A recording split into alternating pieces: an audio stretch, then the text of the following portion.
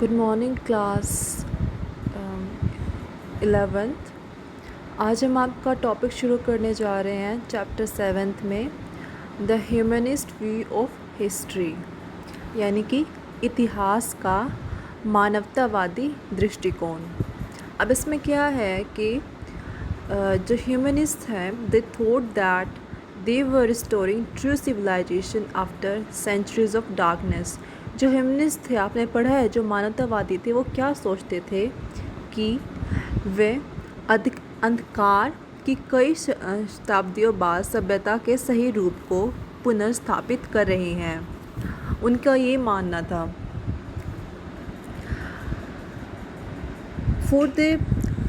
For they believed that a dark age had set in after the collapse of Roman empire. कि वो ये समझते थे, वो ये विश्वास करते थे कि जो रोमन सभ्यता है उसके कोलैप्स के बाद, यानी कि उसके पतन के बाद डार्क एज यानी कि अंधकार युग शुरू हो गया था।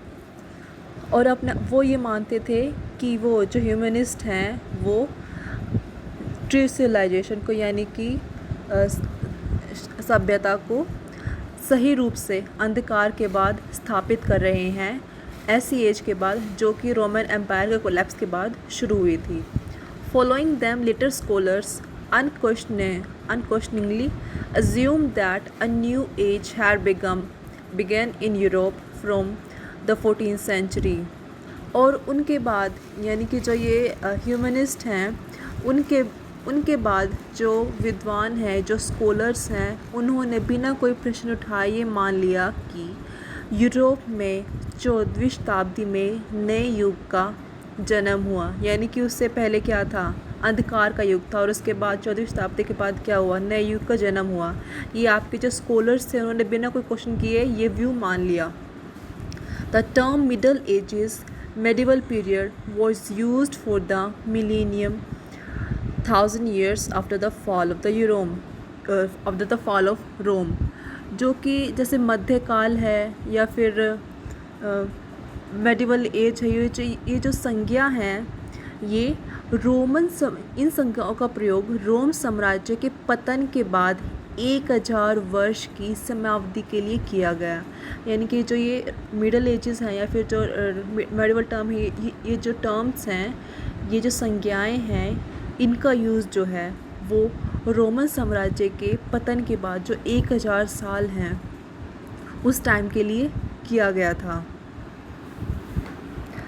In the Middle Ages, they argued the church had such complete control over men's mind that all the learning of the Greek and Romans had been blotting out।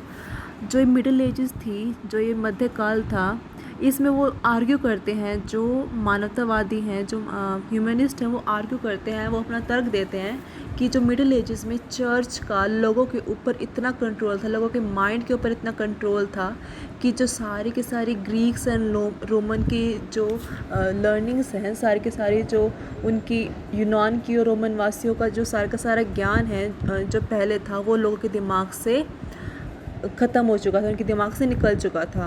और वो किसके कारण, वो चर्च के कंट्रोल के कारण। The humanist use the word modern for the period from 14th century.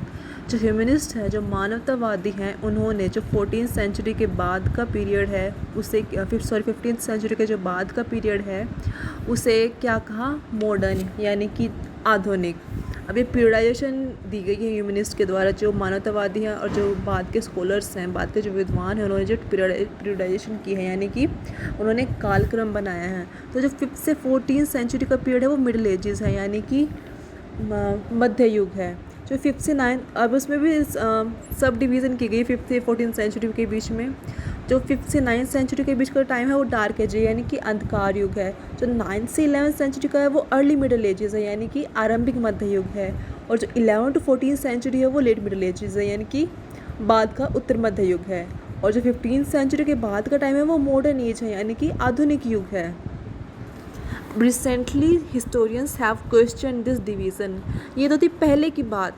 जो पहले के स्कॉलर्स थे जो मानवतावादी थे, जो ह्यूमनिस्ट थे, उन्होंने जो ये डिवीज़न की थी। लेकिन अब के जो रिसेंट हैं, जो अब के नए हाल फिलहाल के जो इतिहासकार हैं, उन्होंने ये डिवीज़न है, जो ये डिवीज़न हमने ऊपर पढ़ी है, इसको क्वेश्चन किया है, इसके बारे में प्रश्न किए कि कैसे कैसे डिवीज़न की गई है, ये डिवीज़न सही भी है नहीं भी है।